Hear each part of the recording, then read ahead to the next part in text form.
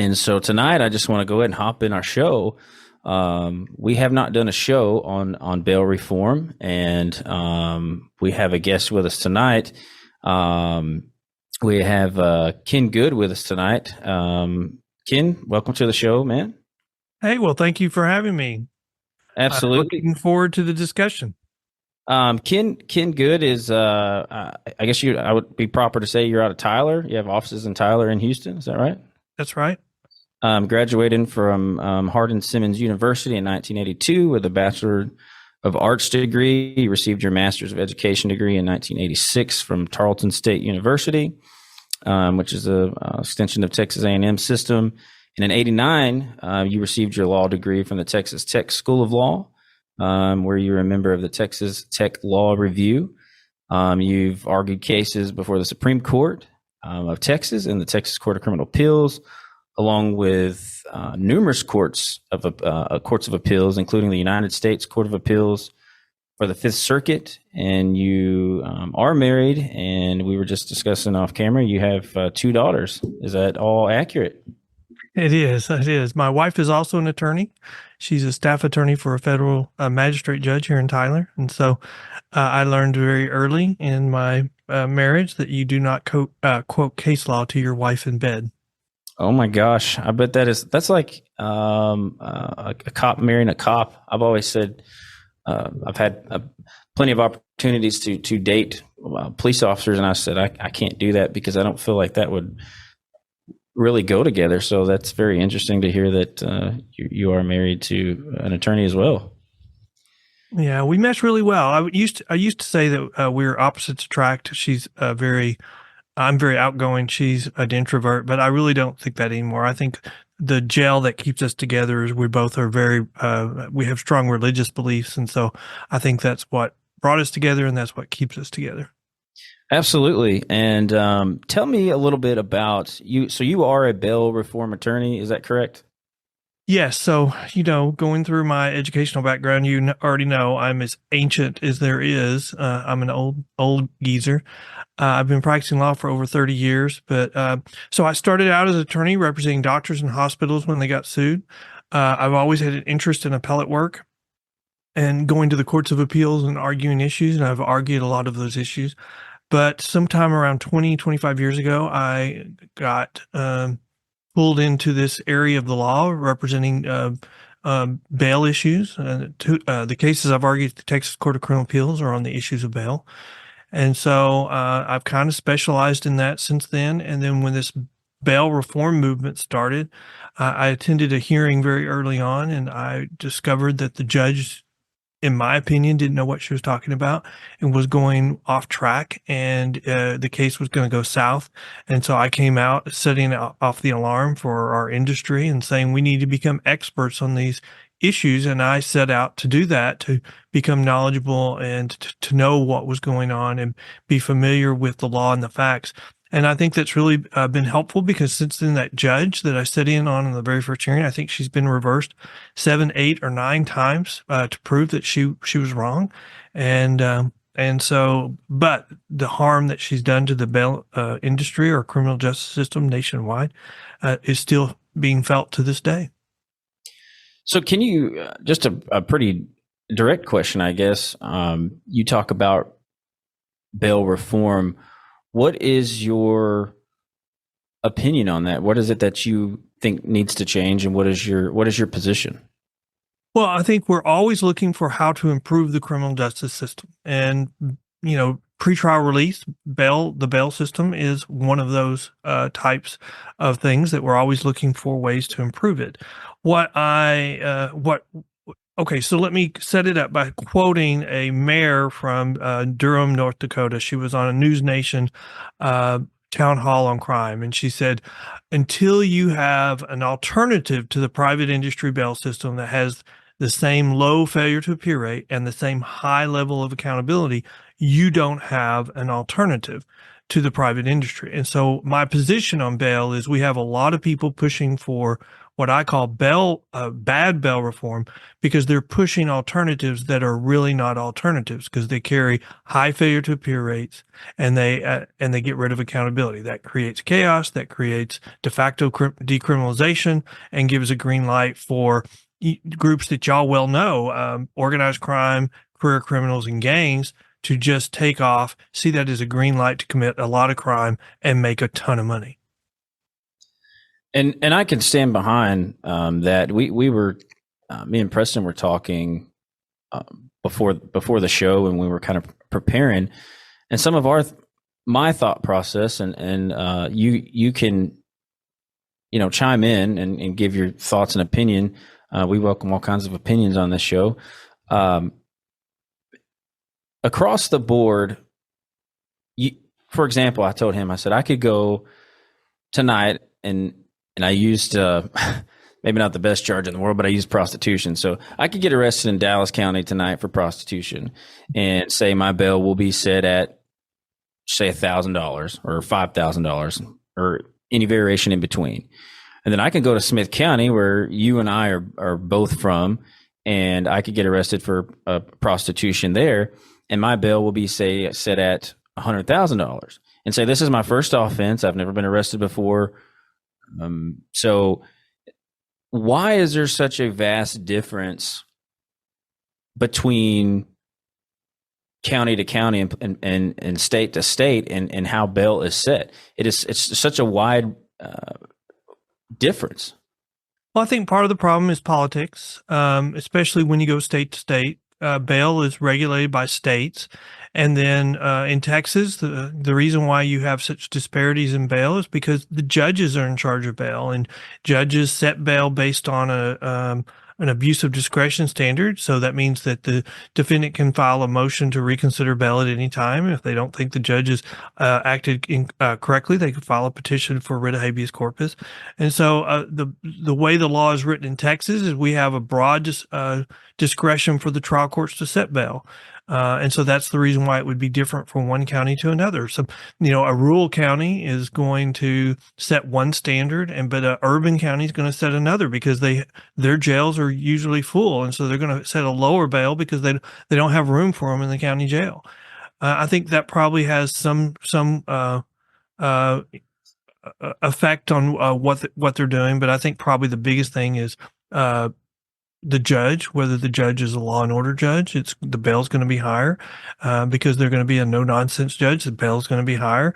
And with politics right now, we've got some arguments being made that no matter how many times you commit the crime of prostitution or solicitation of prostitution, you will be released on the same amount of bond, no matter how long your criminal history is.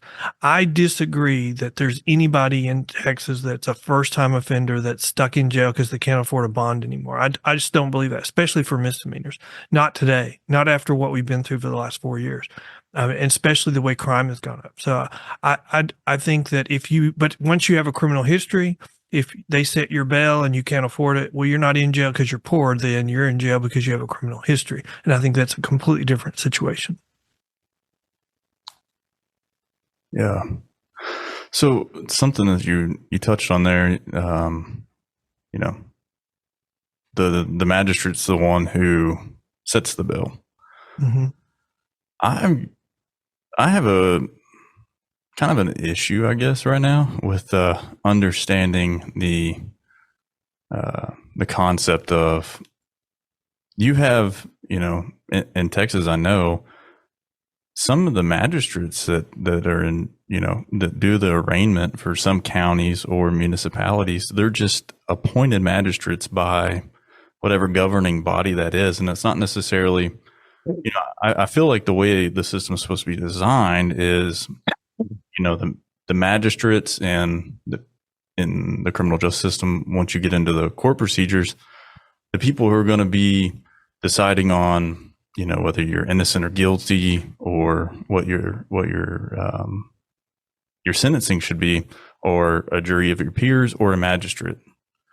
So when it comes to the magistrate, how is the magistrate that's setting these bail amounts, magistrates that aren't elected, and maybe some of them are just appointed, or some, I've seen some county jails where they hire magistrates specifically to do the arraignment, and it's not an elected magistrate. The people aren't deciding who's arraigning them, who's setting these bails. If that makes any sense. I just think that there's a little, like you said, some politics play with that. But the term magistrate can be a verb or a noun. I mean, it sounds so crazy, but the people who can magistrate somebody is anyone from mayor all the way to the Chief Justice of the Supreme Court of Texas can be a magistrate. Or they can do what we call, a verb, magistrating. They can magistrate somebody once they're arrested. But in our urban cities, we have gotten into this area, like you mentioned, where we're just hiring people. That's all they do is magistrate all day long. They never try cases. They just set bail all day long. They do initial appearances all day long. And I've heard that same point that you've made is, why do we have somebody who's not responsible to the voters set bail? Well, in Texas, every county that has a magistrate, there's a statute authorizing it. So there's the state legislature has authorized that county to hire magistrates. Like Harris County right now has magistrates, and that's probably the most political right now. They have a rule in place where that's a charge-based release. So if you're arrested for these list of crimes, you're going to get a $100 PR bond, period. No matter how many times you do it, commit it. You can commit it 5, 8, 10 times. You're still going to get a $100 personal bond because it's a charge-based release system. And no matter how many times you fail to appear, you're still going to get that $100 personal bond because it's a charge-based release system. And I think those are all imposed by local rules, and some of it's political, but some of it is just the reality. So in Harris County, before there were all these lawsuits, they used a bail schedule to get people through the system quickly. And when they set those aside, they've replaced them with what we call a simple release, which just they're releasing them for this charge base based on what their charge is. And that does not work. That it fills up your jails. Their jail is full right now. You don't have any accountability for low-level crimes. Your low-level crimes are now the training grounds for future felonies, and your jail's full of felonies. So, but this could be a much more difficult issue because among the states, we have different types of bail systems, release mechanisms, like, and I would divide them into two categories. Detain or release, which is kind of the federal system, where we're just going to detain you or we're going to release you. The problem is when they reformed the federal system to switch over to this, at the time they switched, they were holding 25% of the people arrested. Now they hold 75% of the people arrested. And you can imagine that if Texas tried to go to a detain or release system and we held 50% of the people that were arrested, we don't have enough capacity. We don't have enough jail space to do that. And so that we can't do a release or detain system. And we have a lot of people that are pushing for that in Texas because they know we don't have the capacity. And remember, when you don't have the ability to do it, that creates chaos. Chaos creates de facto decriminalization. De facto decriminalization is a green light to commit more crime. And so you have all these motivations going on. And so when you're looking at what they're advocating, you have to look at the impact of it, and you have to go to the deep dive on what they're really doing, because a lot of these policies that are being proposed are really just to create chaos, de facto criminalization, and get people out of jail. They don't want them to be held. They don't want them to be held guilty.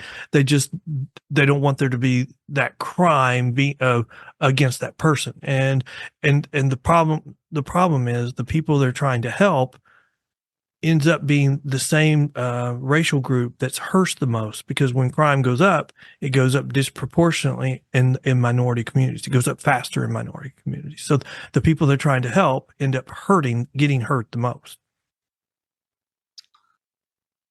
Yeah, I mean, yeah, there's a lot there for sure. Well, so we have to find the sweet spot. What will get people to come to court and what will get them with the lowest failure to appear rate and have a high level of accountability. And as a lot of different studies have shown, there's nothing that will even compare with the private industry. And if you can even go to California during the pandemic, and they found that there was a difference on people simply released versus released on a private surety.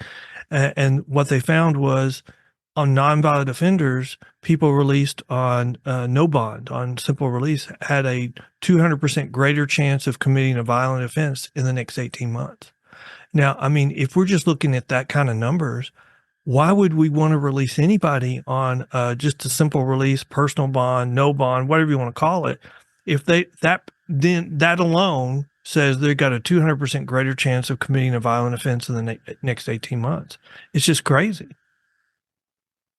Yeah, I think there is a fine line there. Like you said, I believe your words were finding the sweet spot, because committing crime, if you're actually committing a crime, it should not be okay. And if you're getting a low enough bail set to where you're not worried about it because either your friends or family or yourself have the money sitting in the account and you can just bail yourself right out. And then okay, well, that's not a big deal. That's just a misdemeanor theft. I'm just going to keep doing it. My question would be, as far as misdemeanors, how do you, I mean, what's the answer there? What is that sweet spot? What is it that,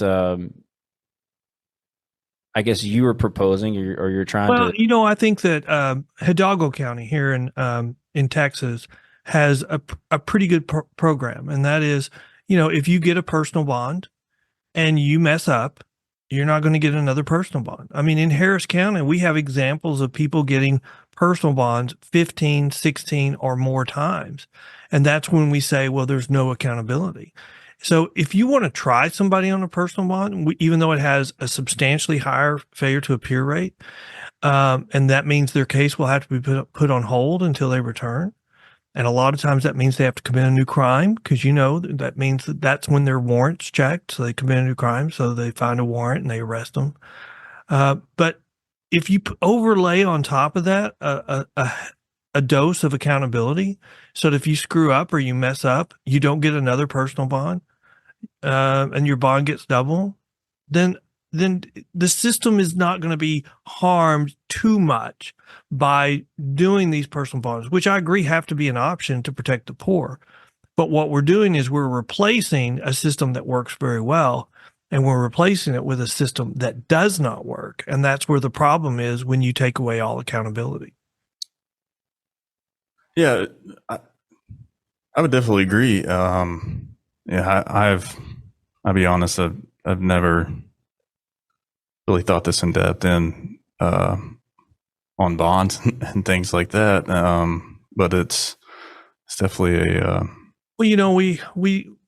Okay. So here's what some of the people from the other side argue. It's like, well, hey man, you've been arrested. I mean, we've already used the example of prostitution, and you haven't been convicted of a crime. So why should you be required to post a bond? The presumption of innocence applies.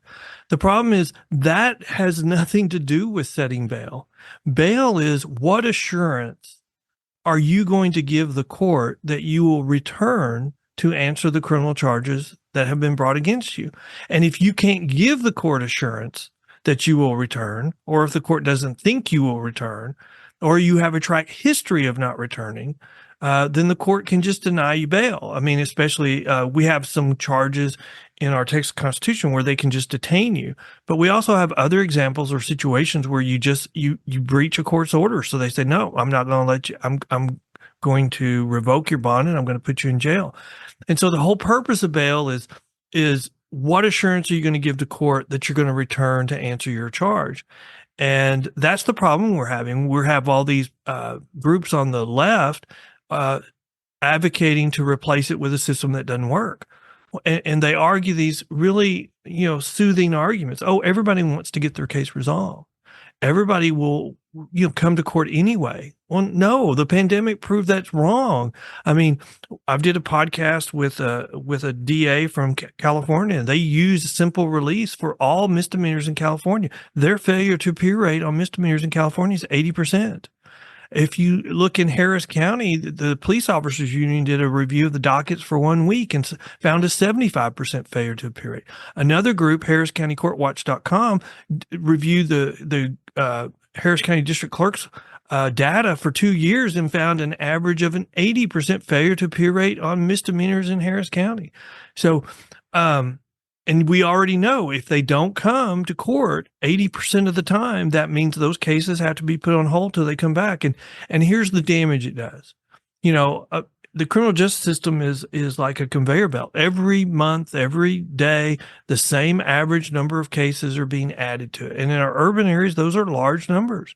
And if you can't get the cases resolved, so you have 1,000 people supposed scheduled to show up for a week, and you have an 80% failure to appear rate, that means the next week you have 1,800 people who have to come to court.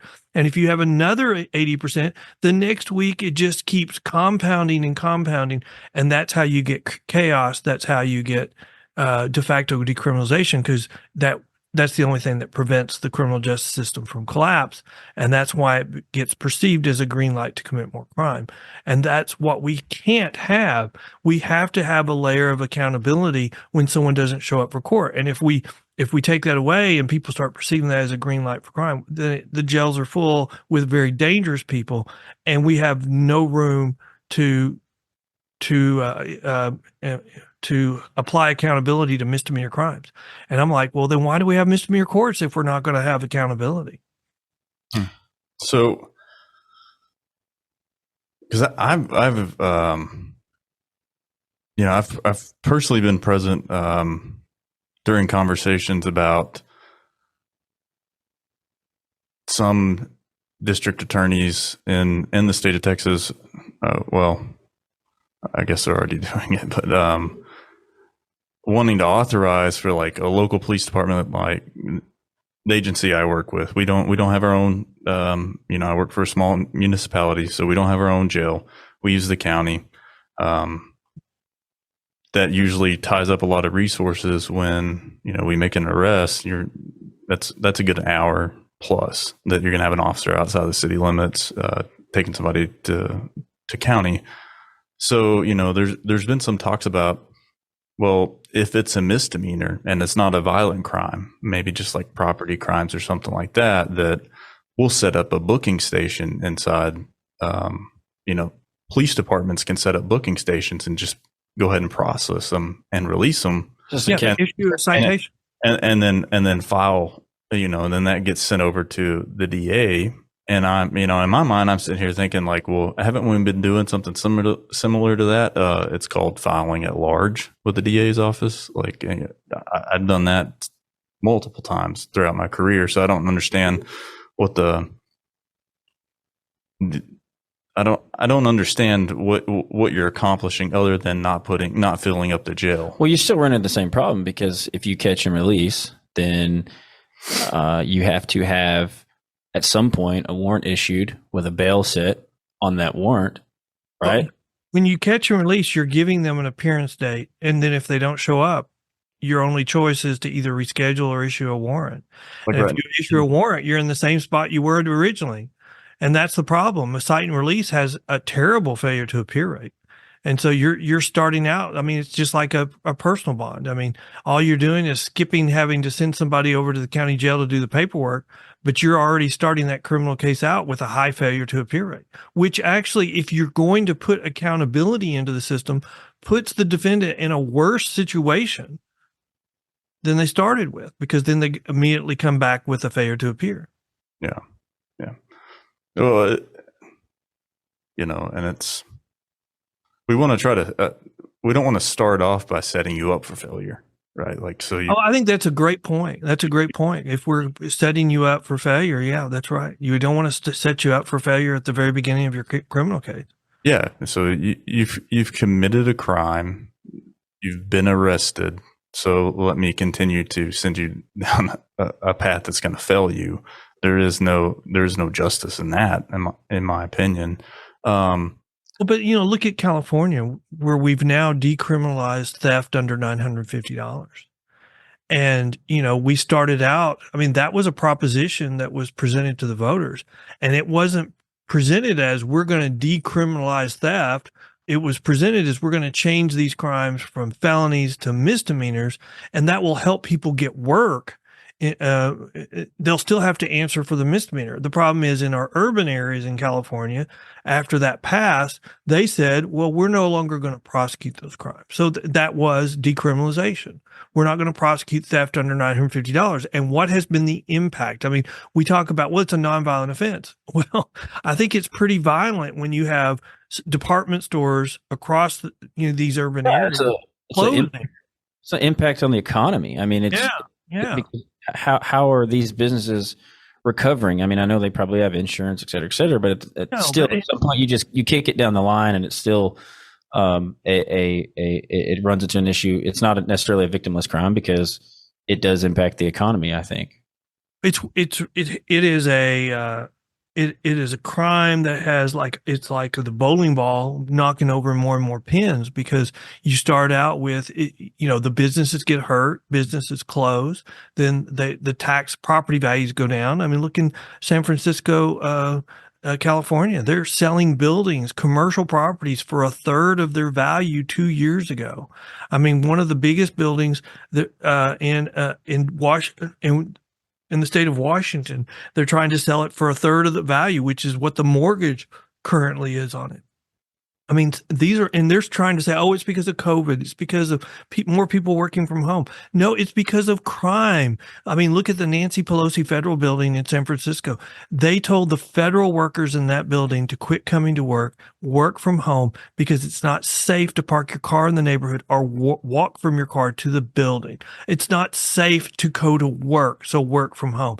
If you can't provide a safe workplace for your employees, your property value is going to drop. Your tax base is going to drop. You're seeing mayors come out and call for change, because they're the ones that are going to lose the tax revenue, and ultimately the buildings will default, and then cities will start defaulting. And you think, oh, this will never happen. No, we are on track in San Francisco and other cities for that very thing to happen. There's been articles in the last 2 weeks about it. Yeah, so right out the gate, I think my response to bail reform across the board is, and I do understand where you want to take into consideration people who can't afford it, right? Can't afford to post bail or a bond. So yeah, but what the case law says is people who can't afford it, the Constitution requires them to be given an opportunity to ask for a deviation, a change. So once you give them that opportunity, if the judge says, okay, I've looked at your criminal history, I've looked at you, I've looked at the way you move around, I'm not changing it. You had your opportunity. The constitutional requirements were met. What the problem is, we have people arguing that they have a constitutional right to release, and there's been no court that's held that. In fact, the courts of appeals that have addressed it have rejected that argument. And then we still have the left still making those arguments, or we have one side of the electorate still making those arguments, even though they've been rejected by the courts. So did you want to finish your thought? Because I have a question too, but go ahead and finish your thought. Yeah. So on that note, if it sounds like each state is setting the tone of, I guess, what would be constitutional or not, and going against that. I think each state has the floor of the Constitution to meet, and then after that they can do whatever they want. Is what the way I would say it is. They have to comply with the floor. And then after that, they can decide what they want. You see states going different ways because some states are putting into a statute a right to release, even though it's not required by the Constitution.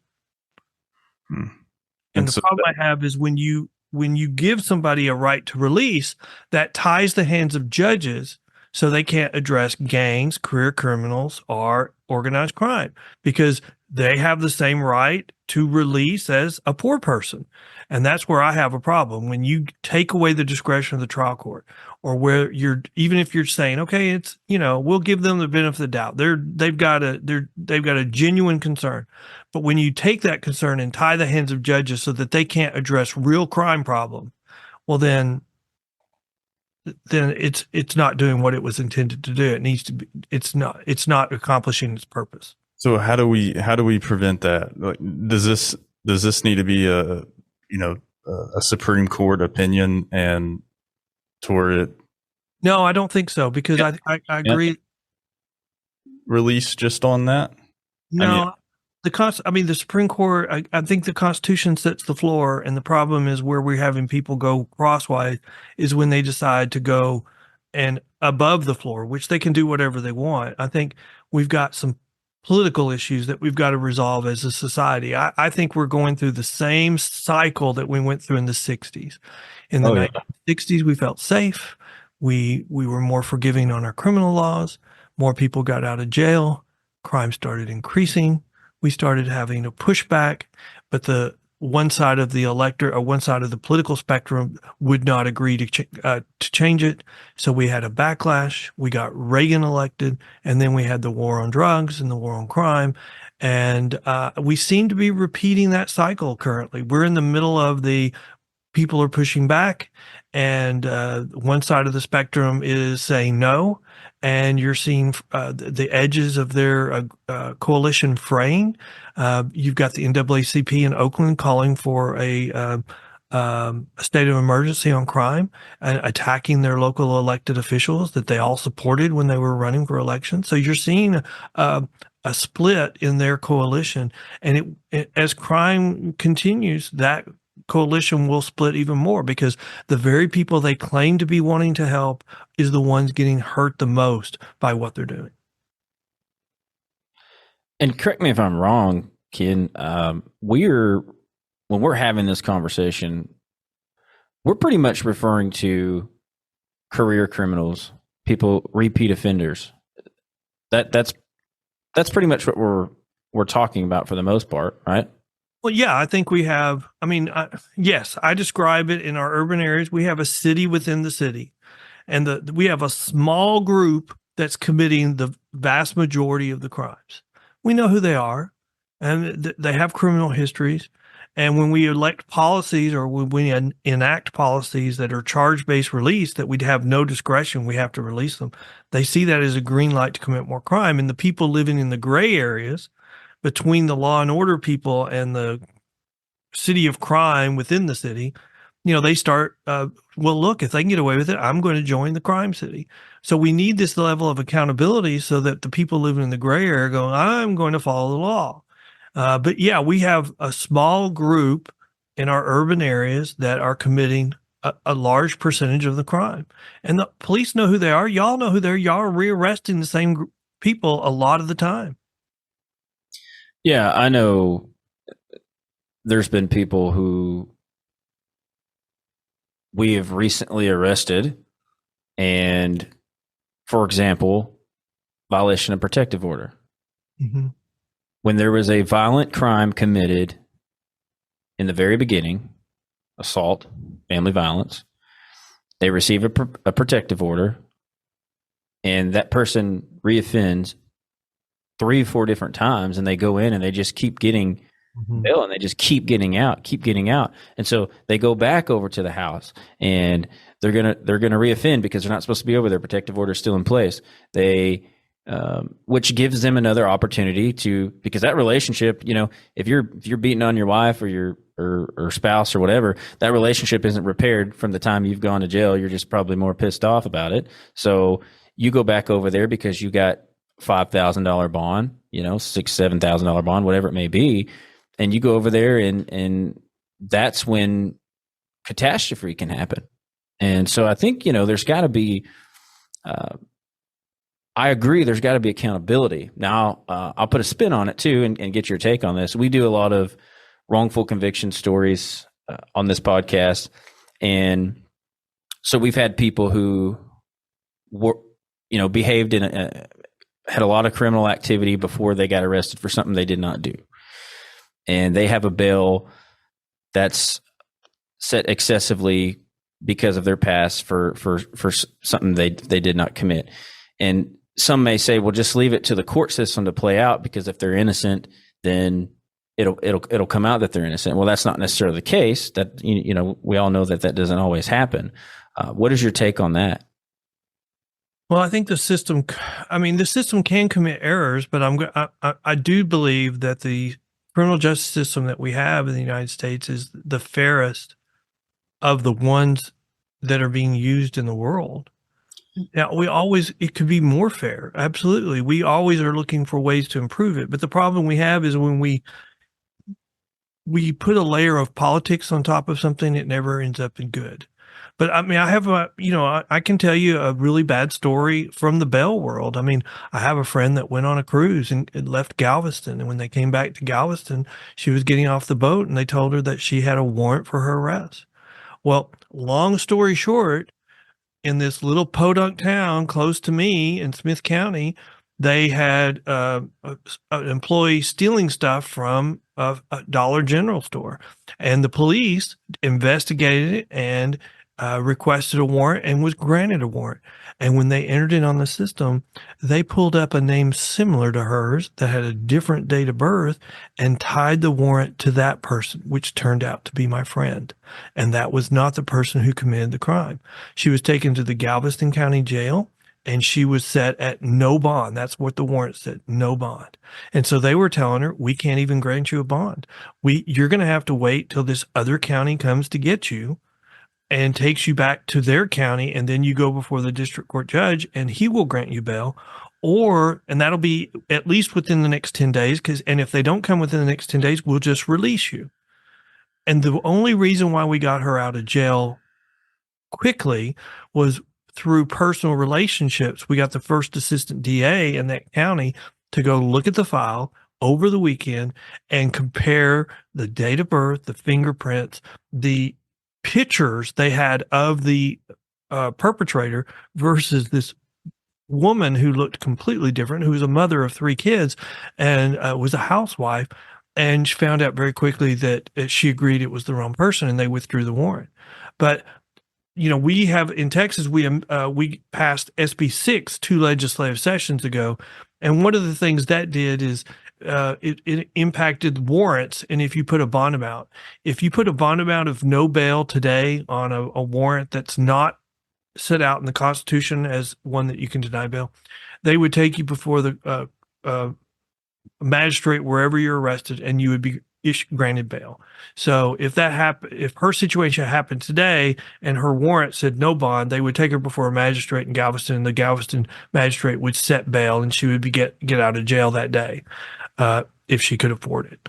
And so I do think we're looking to improve the system whenever we can, and when we find issues that need to be improved. But I still have faith. I mean, look, I went to law school 30 something years ago to study to be an attorney. And so I studied the law, and I have faith in our system of justice. I have faith in juries.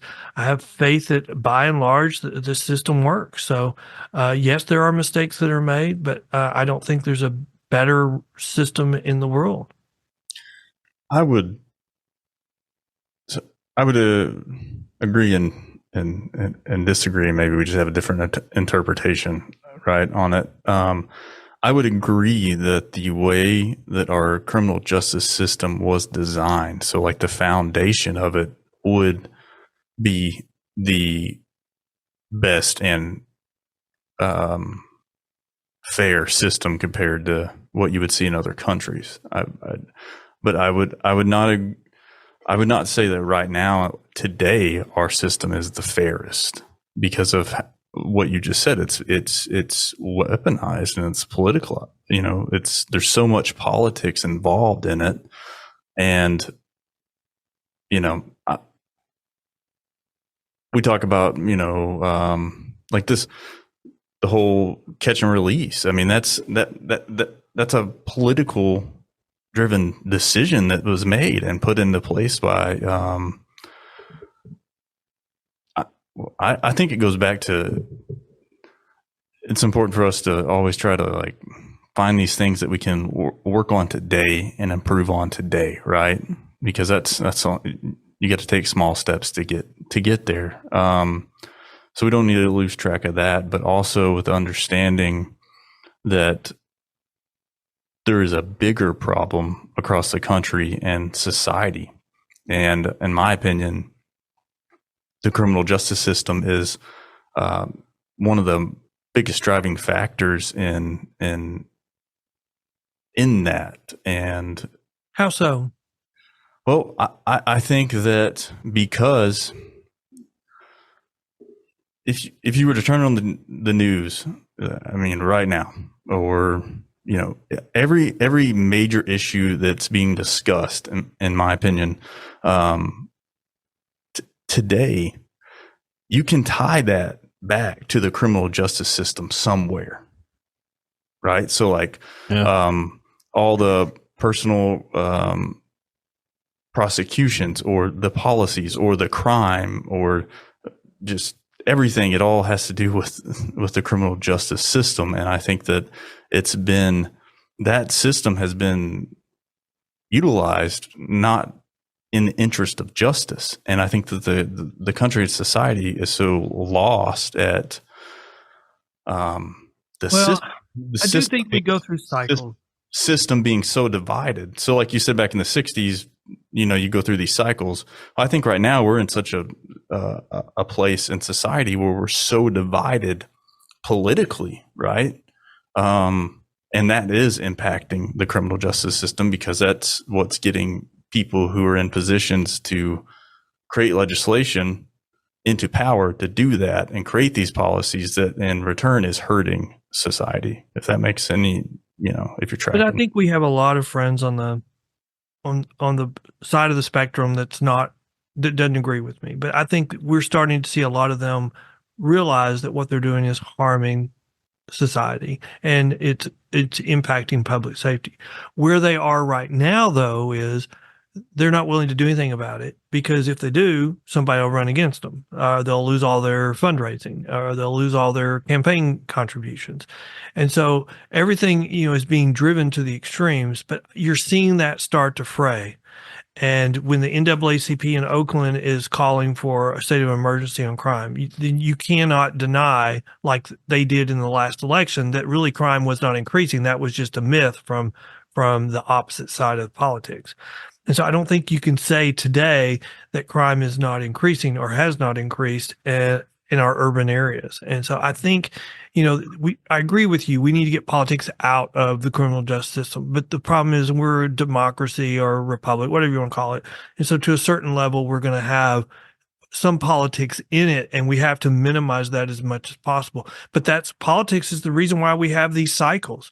And because the coalition on the left is not made up of just one group that wants to decriminalize crime. It's not made up of just one group of social justice warriors. It's made up of a whole group that have, different groups that have different goals. And so once we start having more crime in our urban cities, then you're going to start seeing the coalition fray, which is what's happening now. That's the reason why New York has pulled back or rolled back their reforms at least 3 or 4 times now. You've seen like Alaska repeal their reforms, and you see other states that are putting limits on these things. Texas, when they passed SB 6, they were going in the opposite direction. They were strengthening accountability and rejecting these bad bail reform policies. And so you're seeing more of it. You're seeing that this fight get even harder. You look at what Chicago just did, or Illinois. They've doubled down on crime, really, if you look at what they've done. So I think you're correct in the sense of we still have these state by state political battles that are deeply impacting crime, and they're deeply impacting the public safety. And we need to get politics out of that as much as possible. But we're in this period where that's driving the policies, and I don't know how to get politics out of crime or crime policy, but we eventually will. My last word on that is we eventually will, because what's going on right now is not sustainable. And since it's not sustainable, there will be a force that will push a resolution at some point. Because if the public can't get public safety, can't get it through law enforcement, they'll have vigilante justice. We already see that happening at times. And so there'll be, I mean, what's going on is not sustainable. So it will come to a day where we will find a solution to this problem. I would agree, and I'll be honest. I think we're not far from it. Just because of the reasons that you said, and I would love to get politics out of the criminal justice system, but here's the reality: politics is what kind of makes the criminal justice system, in the sense that the people elect the officials that are put in the positions within the criminal justice system, and that goes down to politics. Well, the legislature passes the laws on what becomes a crime, and then judges and prosecutors decide who to prosecute on those crimes. And so, we see. I mean, Harris County right now is driving policy statewide in Texas. And so in the last legislative session, there was a little bit of a pushback, or probably a bigger pushback than that, on the rest of the county, saying, why do we have to freaking change what we're doing because of Harris County? Why can't Harris County just do it right? Well, because it's the third largest county in the United States, and it's being pushed by one man in politics really heavily into the wrong direction, and they convinced a federal judge to agree with them, and she's now been reversed 7 or 8 times, and they're still following the settlement that was reached in that case, even enforced upon the county, even though the Fifth Circuit has now ruled that case should have never been filed in federal court. And the settlement that was reached is a charge-based release mechanism system on misdemeanors. And until that local rule is set aside, and it should be, just needs to get an avenue to the Fifth Circuit, and it will be set aside. But until somebody's willing to do that, politics will continue to govern misdemeanor release in Harris County.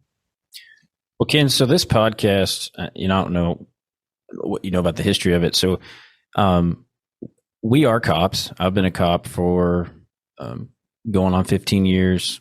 Preston here, I actually trained him when he came onto the force. Yeah, I've just been a cop since breakfast, so it's not been that long. And, for so many years, I was the guy. I was a major crimes detective. I worked homicides, child sex crimes. I've put a lot of people in jail. But for so long, I was, I think in my mind, I showed up. I went to work, and I wanted to do the right thing. And I completely ignored anything around me, like as far as politics. There was a lot of things behind the scenes, especially when I was a street cop. I didn't know what was going on behind the scenes. When I was a detective, I didn't know what was going on behind the scenes. But as I started to kind of rise up and in the ranks, and I started to see kind of what was going on in the politics involved with some of the criminal justice decisions that were being made, I started to see, and I have no problem speaking on it because I don't necessarily expect you to respond. I have no qualms about saying, I was in Anderson County. I experienced a lot of corruption in Anderson County, all the way from the police chief to police officers on the street to judges to the current district attorney there. And I called it out. There were some things going on. My very first episode of this podcast discussed why I ended up on the journey to leave law enforcement for 2 years. Because the DA tried to prosecute somebody that shouldn't have been prosecuted, and I stood up for it, and then I had a target on my back at that point, and I uncovered so many other things. And so I say all that to say, for the longest time, I didn't think those things existed. And then once I started to see it, and it was brought before my eyes, and I started being impacted by it, I opened my eyes more, and I was like, okay, this stuff's going on more than you realize. Mm-hmm. I would like to think, now I'm back in law enforcement. I was out for 2 years. I got back in May of 23. So, 6, 7, 8 months, I've been back in it, but my perspective has changed. because I am all about, that's the name of this podcast, Failing Justice. I feel like justice has failed so many people. I've met so many good people, I say this all the time, who have been just wronged by the system. And I think a lot of it falls back on to politics, right? And me and Preston talk all the time on this podcast. We say, I think we can put all this in a bucket and carry it to the finish line of this. I think that if you just had good people who had the interest of justice with a good heart and a good mind to want to do what is right in all of these positions, we wouldn't be where we are today with all of these problems. I mean, at some point we have veered off track, and we can talk for hours and hours on what that may be.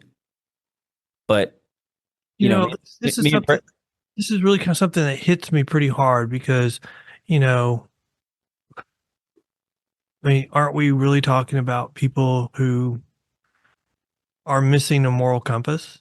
That's exactly it. You're exactly right. I'm doing a podcast tomorrow with the sheriff of Hidalgo County, and every sheriff before him, probably for quite a few, have been left office in scandal because of corruption issues. And I'm not really sure about how many there were, but I mean, the last sheriff, the one that he replaced, was resigned on corruption issues. And so when you have corruption, I mean, I look at that when you or me is faced with corruption, what do you do? And I go to what's your moral compass? I mean, I think your moral compass said, yeah, I've got to stand up for what I believe is right.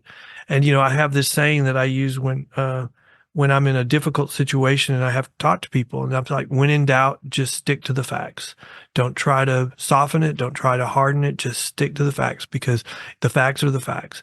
When you have issues of, you question somebody, what they're doing, whether it's political, whether it's being corruption, you have to stick with your moral compass. Otherwise, you won't be able to live with yourself. And so I think we would be doing so much better as a society. We wouldn't have having a lot of these issues that we're having on bad bail reform if people had a moral compass. But I don't know how you teach morals without teaching religion, because I watched a movie recently, or a clip of a movie, where it said, morals, teaching morals without religion is it's just your opinion. It's your opinion. You should not steal. And so that they may have a different opinion of you, but that's just an opinion. But when you interplay a religious element to it, like in, Alcoholics Anonymous, that believes in a supreme being that's so successful as a treatment for alcoholism and other drug issues, because it has this moral compass that it teaches with an overlay of a supreme being. So I think that's part of the problem that we have, is we have this we have a whole group of our society that is missing a moral compass, and in its place is envy. You have something I want, I should have it. I mean, if you look over the last 20 years, the cases that I've seen where people have been shot at the courthouse are all family law related. They're not really anything else. I mean, even at the Court of Appeals in Fort Worth, when there was a shooting at the Court of Appeals, it was a family law case. So family law issues create much more problems.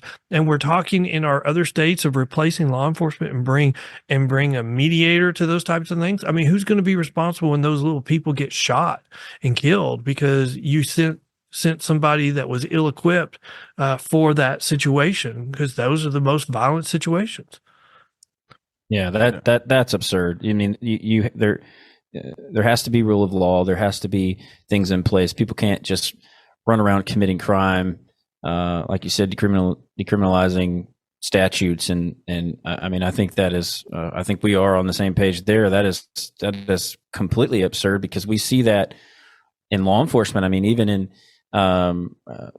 these metropolitan urban counties. I mean, when we work in one, I'm not going to name it because we're active, but we even see it there. Go back to the example I mentioned earlier of the person that's been arrested for a violent crime, has a emergency protective order, and just keeps going back and committing the same crime over and over and over. And so I agree. I mean, there is most certainly a problem, and when it comes to that, but I also agree on the topic of the lacking a moral compass, and we talk about that all the time, specifically in when it comes to law enforcement, the criminal justice system as a whole. People just lack a moral compass, and I don't know where we went sideways with it, but it's in bad shape, and there's so much work that needs to be done. And I do have a question though, and I wanted to ask it earlier, and we moved along. Do you think that a lot of these stories that you hear, like you mentioned your friend who went on that cruise, and I read about that story, but I didn't realize that was close to East Texas. I remember reading that story, and so that's just one of many, right? I would call that an injustice, whether that was a clerical error, human error, whatever, still an injustice. Do you think, and the people we've had on the show that's been wrongfully convicted, all the people that I know that's been wrongfully convicted, people who's been wrongfully arrested, do you think all of those injustices that people want to bring legitimate change and reform, and maybe in the form of bail reform, maybe that's their driving factor to wanting to make those change, but maybe they're taking it a little too far? Do you think I call those people the true believers, and I do believe the coalition pushing for bad bail reform has a portion of their coalition, which I think are the true believers. But I think there's another group that's driving it, and I think it's the money group that's wanting to decriminalize a lot of crime. They're wanting. They know what they're doing. They're doing harm to the criminal justice system. I mean, the weirdest argument or rumor that I heard was that Soros is funding a lot of this. He's wanting to create chaos because he makes his money through arbitrage systems, and so he makes more money through chaos. That's one of those that I kind of just put in the category of that's just too crazy to be true. But there's a lot of things that were too crazy to be true that just have turned out to be true over the last 4 years. And so you can't discount it. I mean, you have to question his motives when he's throwing money into a district attorney's race in Texas, and they're going to suddenly get elected, and then they're going to be very progressive on crime. Suddenly they're not going to prosecute certain crimes anymore. And I just completely disagree with that. Yeah, I agree with that too. I mean, what I don't understand even more is you'll have a district attorney's office that decides, well, I'm not going to prosecute marijuana charges. Mm-hmm. Doesn't matter what, I'm not going to prosecute them. All right, I guess you were elected to be the DA. There's nothing I can do about that. If your office doesn't move forward with these charges, right? That's out of my control. But what I don't understand is then you have police departments where you have leaders within those police departments will now turn around and tell their officers, you can't arrest on that. Mm-hmm. Why not? It's still a lawfully good arrest, right? But you have leaders within police departments that will, I'll say, cower down to. We need to do something on our drug crimes, and I'm a firm believer in a strong drug statutes, because I have a sister who had a 30-year drug addiction to prescription drugs, and we couldn't get her to do anything until late in life. I ended up being her guardian, and she lived in an assisted living facility where they regulated her medication. But I'm a strong believer in. I mean, I read an article one time that said 80% of all crime is some kind of offshoot from drug trafficking or drug crimes, and I really do believe that. So I think if we give up on that and quit prosecuting that, we're giving up on crime, really. But we've got the problem we have is on this marijuana issue. We've got I think, a generation that doesn't believe that that should be prosecuted anymore. And so, when we used to prosecute people for illegal abortions, we had lots of juries that would nullify the law and just find somebody not guilty of having an illegal abortion. I think we're at risk of having that same thing happen in our urban areas, where if we were to prosecute and charge and prosecute somebody on marijuana, I think we're at the tipping point in some of our cities where they would just nullify it and just find them not guilty. So we need to have that kind of conversation as a society. But right now, the lieutenant governor will not let any type of statute to repeal marijuana crimes. He won't let that through the Senate. So we're kind of stuck. So we Yeah. can have that debate. We can't have that discussion. But I do agree with you. You should not be able to go to Montgomery County with the same level or amount of drugs in your pocket that you go into Harris County. Harris County, you won't even be prosecuted. Montgomery County, you'll be prosecuted to the full extent of the law. That undermines trust in the criminal justice system when you do that. And Yeah, I agree with that. And this is unpopular, obviously, in this conversation. I think marijuana should be legal, but since it's not, and that's a whole topic. I picked a bad example to get to my point, guys. I'm sorry about that. No, because that's a whole nother conversation, and we don't have time for that, and I could talk to you on the phone about that later. But my point is, it's exactly what you said.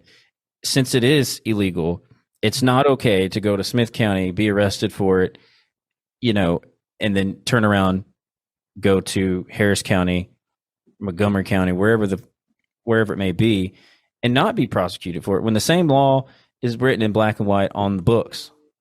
I don't think that's okay. Well, I would, again, I used a bad offense to use as my example, but where I was going with that is, the DA may or may not decide to take the case and prosecute. That's going to be up to the DA. So let's take it for theft. Well, but let's look at what's happened in Seattle and Portland, where they, in Oregon, where they've decriminalized all heavy crimes. All heavy drug crimes. So, so in Portland, you have it's like an open opium den every day in downtown, and you have record numbers of people overdosing every month. It's like we're giving up on a group in our society. We're saying, oh, well, we're going to fund all these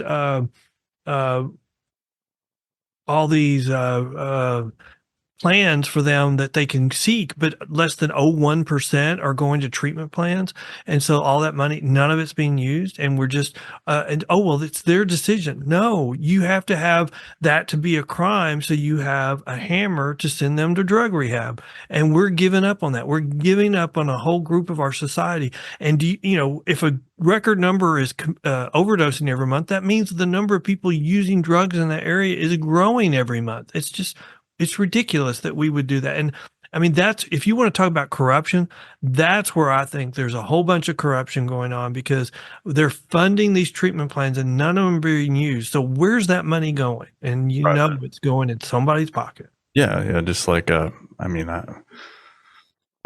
think there's probably some issues with funding when it comes to the prison system too. But yeah, you make a good point. I definitely don't agree that, here's the thing about drug usage and like true addicts is like, you're going to have to want to get that help. Mm-hmm. Right. So just because we can create legislation and say we're going to decriminalize it but we're going to take funding and put it into all these rehabs and give them these resources to use. Well, I hate to break it to people, but unless an addict wants to get clean, wants to get sober, right, they're not going to do it because it's a personal decision they're making. Now, the studies show that there's a 75% failure rate for when somebody goes to a treatment. And so you've got to have a hammer against them, the threat of prison, to give them an incentive to go back to treatment. Because every time they go back to treatment, there's a 75% chance they will not be successful. And so you're just hoping that every time your 25% will be compounded and continue to grow. But if you don't have an incentive if you don't have an incentive for them to want to go to drug rehab, they will never choose drug rehab. Yeah, because if they don't see the consequences to their actions, that's like, um, me. I think I'm going on almost 5 years of sobriety from alcohol, and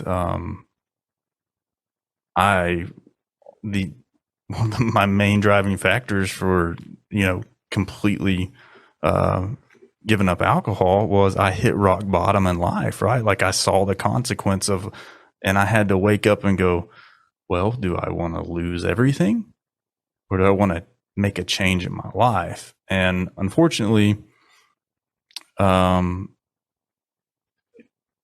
not an easy decision for people. So, having that still where, if you're a drug addict and you're addicted to, I don't know. Well, kicking alcoholism is considered one of the hardest things to do. And so that's why I keep applauding AA if they're so successful. That we should be celebrating. We should be using their model in other areas as well, and we're not. And the reason why we're not is because it has a religious element. But the reason why we're not kicking it and getting rid of it is because it's so successful.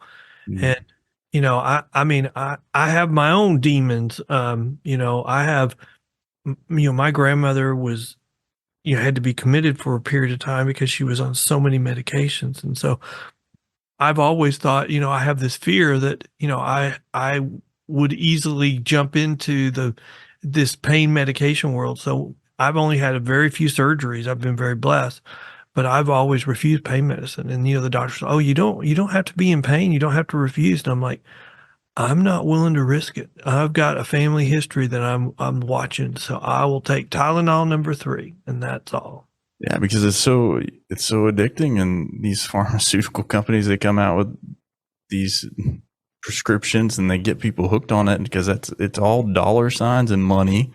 And then so you want to talk about the drug problem, you tie that back to politics. Why we're decriminalizing some of it? Because you got lobbyists from pharmaceutical companies. It's a mess. And I think it goes back to our society's lost its moral compass. Sometimes I think that's a part of the issue.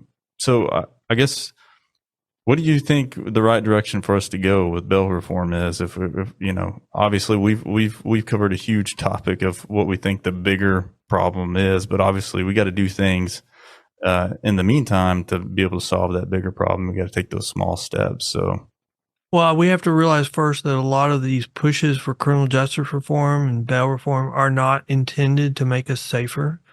I mean, we teach criminology classes. How many classes have y'all taken on here's how you successfully fight crime? And normally one of the concepts of fighting crime is not, we will release half the people from prison and we will be safer. I mean, that is not a concept that any of our textbooks on criminology teach. And so we have these groups that are arguing that, oh, we need to release more criminals and that will make us safer. No, it won't. I mean, if it doesn't sound true, if it doesn't pass the smell test, it's not true.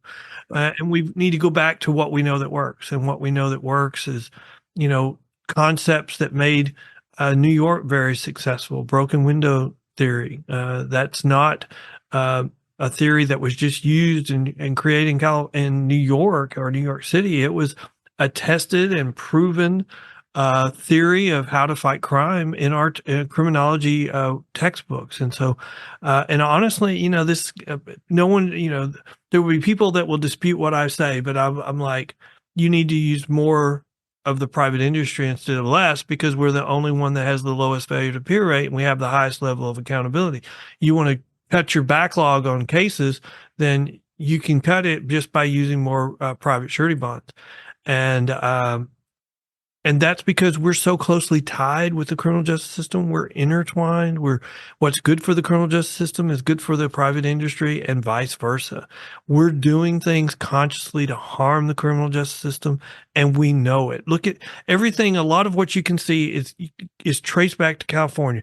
California was not intended to decrease crime, not anything they did. They were told to reduce their jail population in their prison because they couldn't provide competent medical care. That case went all the way to the United States Supreme Court, 5-4 decision, blah, blah, blah. But it was everything in there has been to reduce their prison population because they don't have the political will to build more capacity. And so, of course, crime is going to increase in California. And everything that we've seen in California is exactly what you would expect to see if you had studied criminology. And so we need to go back to the principles of criminology that we know work. And that involves using more of the private industry for getting people to go to court. And then once we start seeing crime go down, then we can start looking for ways to improve the system instead of these weird things that we're trying that never were tested, never were proven anywhere, and are failing in a dramatic fashion across the country. Yeah, I agree. I think the problem is just gonna, like you said earlier, just building upon itself, just totally compounding, and it's a vicious cycle that at some point, it's going to change. It has to change. I don't exactly know what that answer is. I think we've talked about a lot of it, but I mean, I would agree that there does have to be a real change. And, I want to applaud you for your efforts. We appreciate you coming on the show. Well, I appreciate you asking me to come. And if people want to know more information from, what we're talking about, you can go to pbtx.com, which is the Professional Bondsmen of Texas. That's their website. We have a blog. We also have our own podcast called The Bell Post. You can go, there's a link to it on our menu, but there's also thebellpost.com. And we have a blog where we highlight important criminal justice studies or stories across the country, failures and what's working. And we also release studies or highlight studies of of failures and to get the truth out. Because when you go to court and everybody's saying something you know not to be true and nobody else is saying it, then somebody has to. And right now that's us. Just want to thank everybody for joining us tonight, and thank you, Ken, for coming on.